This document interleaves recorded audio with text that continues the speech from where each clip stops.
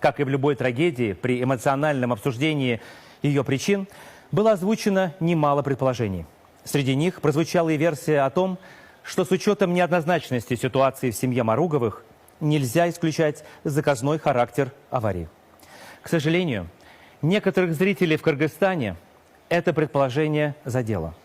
Они сочли это чуть ли не обвинением в заказном убийстве 24-летнего Исламбека Акбарова, который был участником этого трагического ДТП со смертельным исходом. Я хочу, чтобы меня услышали сегодня зрители в России и в Кыргызстане, кого могли ненароком задеть или обидеть мои неправильно понятые слова, сказанные в этой студии. От имени всей редакции программы «Прямой эфир» и от себя лично я хочу выразить свои самые искренние сожаления.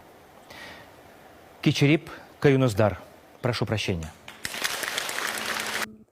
Андрей Малахов кыргыз тилинде кечирим сурады. Россия телеканалынын алып баруучусу Андрей Малахов төз эфирде өзүнүн телеберүүсүндө кыргызстандыктардан кечирим сурады. Күнүгө эфир аркылуу эч кимди кайдыгер кылбаган окуяларды айтып берем.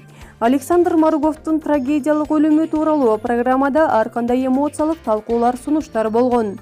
Каза болгон адамды атайын өлтүрдү деген дагы божомолдоолор болду.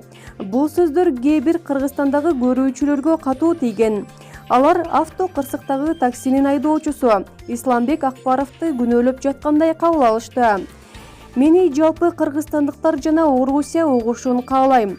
Эфир учурундагы айтылган сөздөр кимдир бирөөгө терс таасирин тийгизип, жакпай калса, капа калган болсо, түз эфир телеберүүсүнүн редакциясынын атынан жана жеке өзүмдүн атыман кечирим сурайм. Кечирип коюңуздар, деди Андрей Малахов.